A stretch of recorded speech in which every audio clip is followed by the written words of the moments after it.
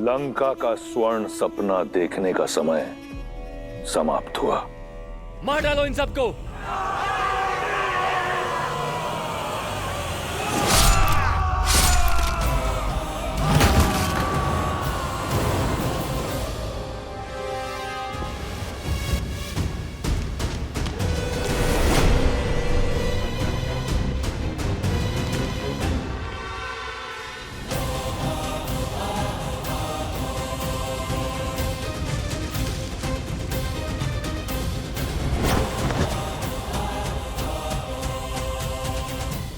संसार भूल जाता है कि दशानन का एक और शीश है। मैं मेघनाथ इस संसार में जब भी कोई मेरे पिताश्री के विरुद्ध खड़ा होगा, सबसे पहले मुझे अपने सामने पाएगा। मेघनाथ, मैं तुम्हारा संबंधी हूं। इसमें कोई संशय नहीं है कि संबंधी होने के नाते आप आदर के पात्र थे, किंतु जिस क्षण आपने मेरे पिताश्री को ललकारा, उन पर प्रहार करने का दुस्साहस किया, उसी क्षण आप केवल और केवल मेरे शत्रु बन गए। और ये इंद्रजीत कभी अपने शत्रुओं पर दया नहीं करता। तुम्हें मेरी शक्ति का अनुमान नहीं है।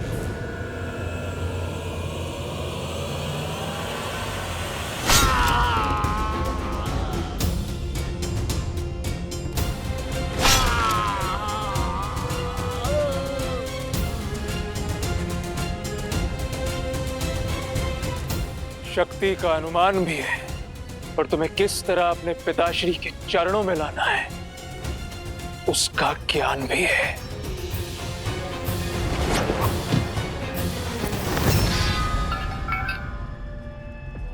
बहुत खेल खेल लिया विद्युत जीवा,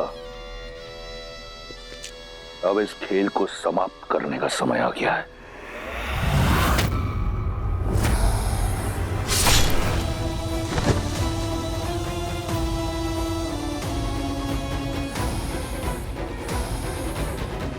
हम जो चाहते थे वो हमने पा लिया पिताश्री। आपके शत्रु का शीश आपके चरणों में है। अब लंका चले। लंका लौटने की इतनी शीघ्रता क्यों मेघनाथ? अपने विजय का उत्सव तो मना ले। जिस लंका की आन के लिए यह प्रयास किया, उसके लिए नागलोक से कुछ उपहार तो एकत्रित कर लें। सैनिकों, नागलोक पर छा जाओ, कोना कोना छानो, नागमणि, आभूषण, जो भी मूल्यवान वस्तु मिले छीन लो, लूट लो।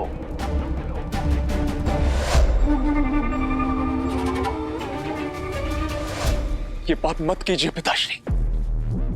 नागमणि में नागों के प्राण, उनकी शक्ति बसती है। इसमें कोई पाप नहीं। लंका की सुरक्षा, लंका की समृद्धि मेरा धर्म है, और अगर उसके लिए कुछ नागों का बलिदान होता है तो इसमें कुछ अनुचित नहीं।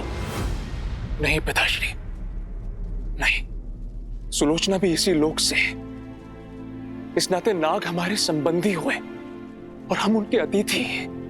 ये नागलोक में लूटपाट करना अतिथि धर्म के विरुद्ध है पिताश्री। अपने ससुराल से जमाई का भेंट लेना किसी मर्यादा के विरुद्ध नहीं। समझने का प्रयास कीजिए। मैंने तुम्हें यहां अपनी इच्छा की पूर्ति के लिए बुलाया। तुम्हें मुझसे प्रश्न करने की अनुमति नहीं। जैसा कहता हूं वैसा करो। जाओ। जो आज्ञा पिताश्री।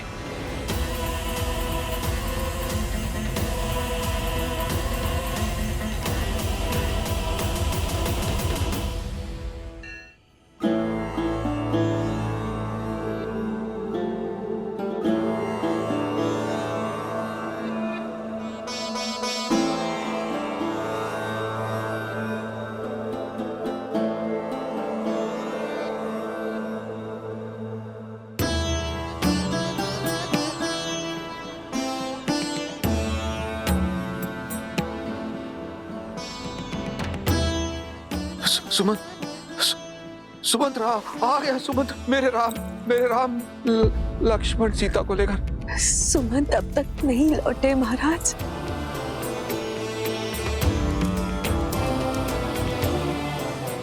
अर्थात अभी तक नहीं लौटे तो वो राम और सीता को लेकर ही आएंगे वापस। हाँ महाराज। मेरे राम पिताश्री,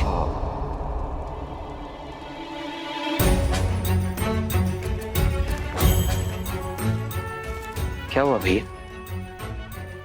सब ठीक तो है? कुछ नहीं लक्ष्मण।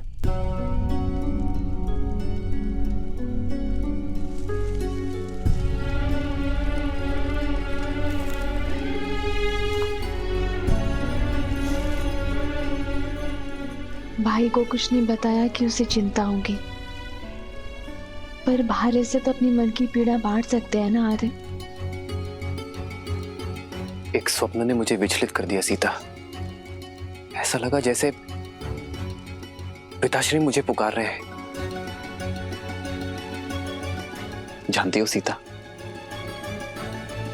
आज तक किसी भी प्रकार के भय को मैंने अपने समीप नहीं आने दिया, किंतु न जाने क्यों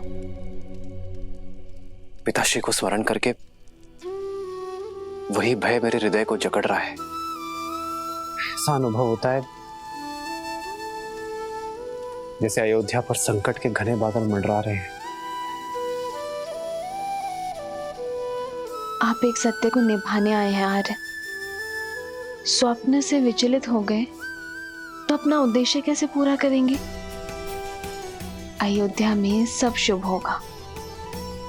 आप विश्राम कीजिए, क्योंकि यदि पुत्र विचलित होता है तो माता पिता अवश्य दुखी हो जाते हैं आर्य।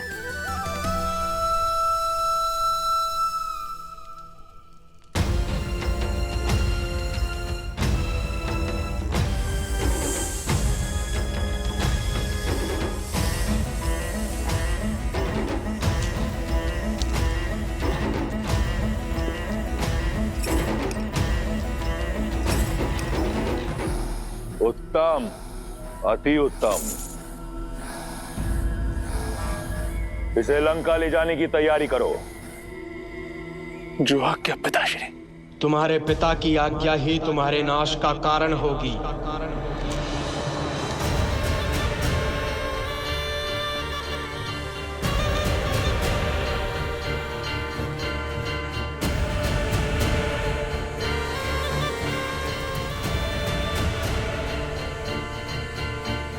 जिसमें पाप और अधर्म के विरुद्ध लड़ने का साहस नहीं होता, वो भी उस पाप का भागीदार होता है। मन तो करता है कि अपना सारा विष इसी क्षण तुम्हारे शरीर में भर दूं, किंतु सुलोचना मेरी दत्तक पुत्री है। मैं उसे अपने हाथों से विधवा नहीं कर सकता। इसलिए मैं नागराज वासुकी तुम्हें यह श्राप देता हूं कि जिस प्रकार तुम्हारे पिता के आदेश से मेरे लोग मर रहे हैं, वैसे ही एक दिन तुम भी अपने पिता के आदेश से ही मृत्यु को प्राप्त होगे। तुम्हारा ही पिता तुम्हारी मृत्यु का कारण बनेगा। वासुकी, मेरे समक्ष मेरे पुत्र को श्राप देने का दुस्साहस गजानन हूं मैं। काल भी मेरा दास है। इन्हें जाने दीजिए पिताश्री। हम पहले ही बहुत पाप कर चुके हैं।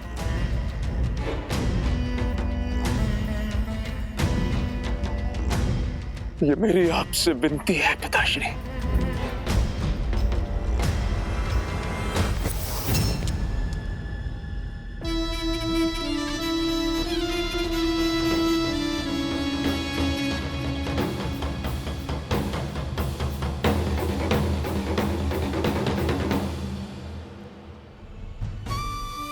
चल किया है हमारे राम ने हमारे साथ में।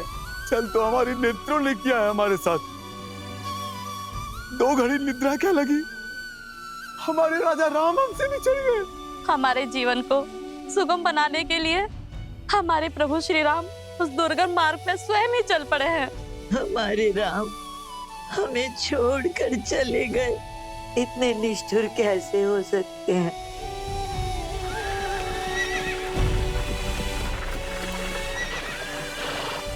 ये तो अमात्य सुमंत आते हुए प्रतीत हो रहे हैं।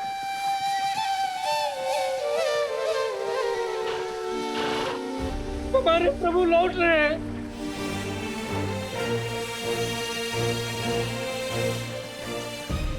रथ तो रिक्त,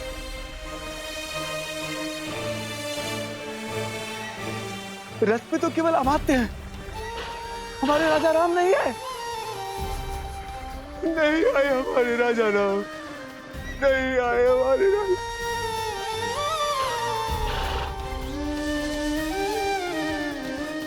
आओ आओ कैकई, आओ। मंत्रा, हाँ? तुम मुझे रात्रि के इस पहर यहाँ क्यों लाई हो? उस सत्य का आभास कराने जो अब तक मेरा स्वप्न था। तुम्हारे निर्णय का परिणाम तुम्हें दिखाने। वो देखो, अवध का राज सिंहासन, जिस पर बैठने की कामना कभी इंद्र भी करते होंगे। कैकई, जरा सोचो, जब हमारा भरत उस सिंहासन पर बैठेगा तो क्या होगा? कितनी प्रसन्न होंगी तुम, कितना गर्व होगा तुम्हें। कैकई, तुम अपने कक्ष में अकेली बैठी कुर्सी रहती हो, ग्लानि में डूबी रहती हो, राम को वन भेजने के निर्णय पर संदेह करती हो। नहीं कैकई, नहीं, तुमने जो किया बिल्कुल सही किया, और भरत को अवध का नरेश बनाने में जो हो सकता है करो। अपने स्वप्न को संजोवो कैकई, अपने स्वप्न को संजोवो।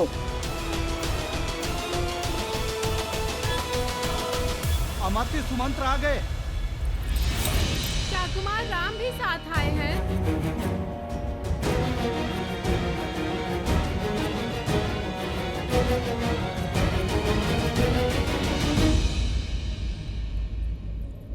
अरे चल।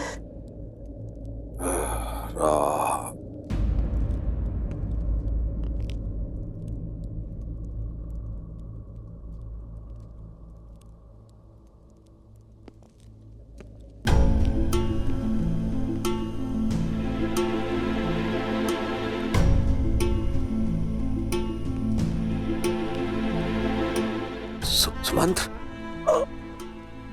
सुमंत्र आ गए, आ गए, आ गए तुम। मेरे राम को लेकर आए हो ना? हाँ। लक्ष्मण सीता कहाँ है वो? हाँ, आए हैं ना वो साथ में? हाँ।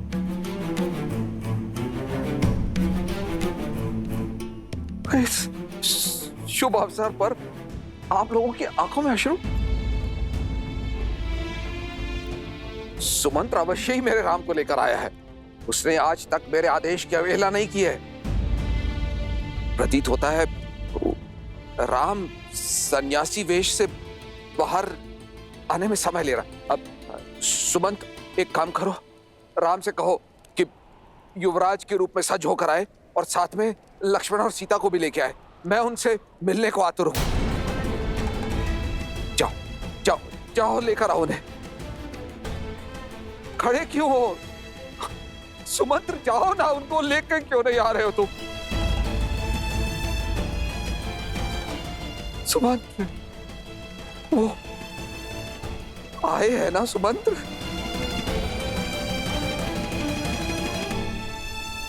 मेरे बच्चे आए हैं ना?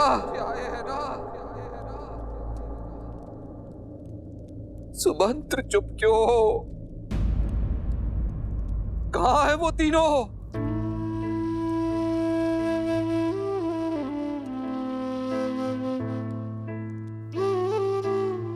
क्षमा महाराज, पहली बार आपका सुमंत असफल लौटा।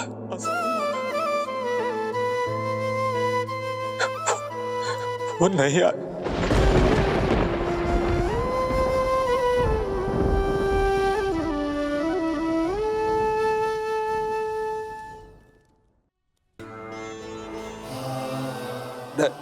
नहीं आए, नहीं आए का क्या तात्पर्य है सुमंत्र? क्यों नहीं आए? क्यों लौटे हो सुमंत्र? किस अधिकार से लौटे हो? मेरी एक इच्छा पूरी नहीं कर पाए। मेरी कुलवधू, मेरी पुत्री सीता को भी नहीं ला सके। मैंने हर संभव प्रयास किया महाराज, किंतु वो नहीं माने। यही बात है, देख लेना, मेरा राम मेरी बात मानेगा। मुझे ले चलो, मैं जाऊंगा, मैं लेकर आऊंगा अपने राम को। मुझे ले चलो, मैं मनाऊंगा अपने राम को, मैं लेकर आऊंगा वापस उसे। भूल मेरी ही है कि मैंने सुमंत्र को राम को लाने के लिए भेजा। अब मैं स्वयं जाऊंगा और राम को लेकर ही लौटूंगा। चलो सुमंत्र। आपके पुत्र हैं वो महाराज, रघुकुल के गौरव, रघुकुल के गौरव, नहीं लौटेंगे, नहीं लौटेंगे।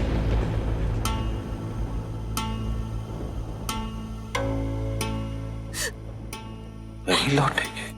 उनके गंगा पार करने के पश्चात मैं वहीं तट पर उनके लौटने की प्रतीक्षा कर रहा था।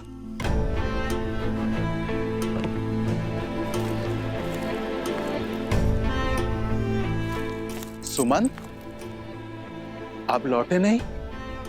किस मुख से लौटता निषाद राज? अपने महाराज को निराश किया है मैंने, उनके राम को उन्हें नहीं सौंप पाया। उनकी अंतिम आशा था मैं। लौटना तो मैं भी नहीं चाहता था, किंतु श्री राम ने समझाया कि हमें अपना कर्म पथ, अपनी यात्रा स्वयं पूरी करनी होती है। आप लौटिए और महाराज दशरथ से वही कहिए जो श्री राम ने मुझसे कहा। हाँ, क्या कहा मेरे राम ने? बोलो ना, क्या कहा राम ने? उन्होंने कहा कि कई बार आशा टूटनी आवश्यक होती है निषाद राज, एक बड़ी आशा के लिए, और बीज का फूटना होता है।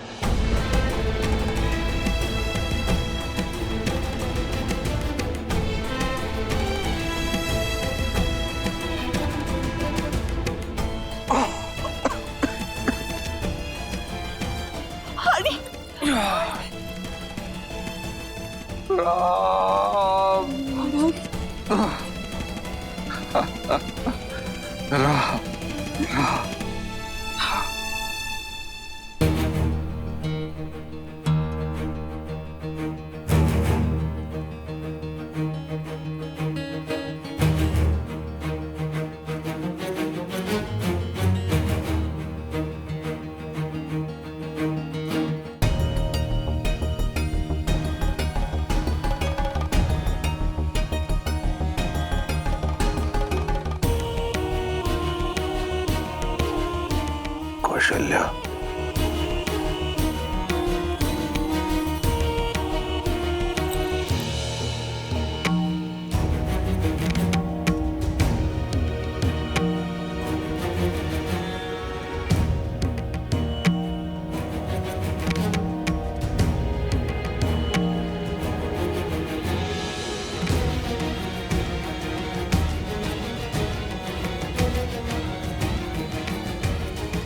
कौशल्या, मेरा अंतिम समय आ गया है, समय आ गया है।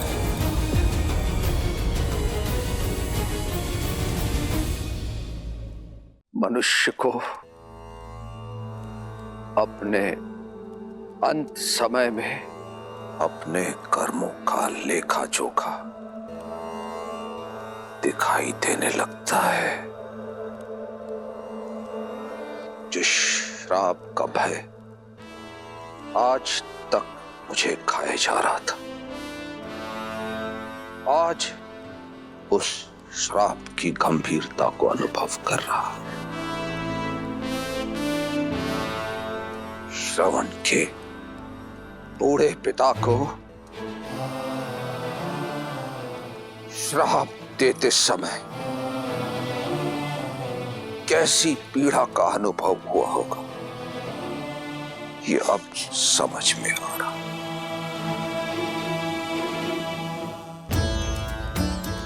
दृष्टिहीन माता पिता से उनके पुत्र को छीना है मैंने, और आज न मेरे पास दृष्टि है और ना ही मेरे पुत्र।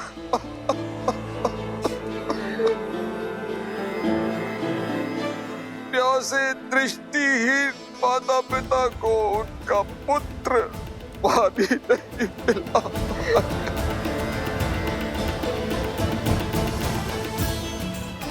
मेरे चार पुत्र हैं, किंतु कोई भी मेरे समीप नहीं है जो मुझे गंगा जल पिला पाए।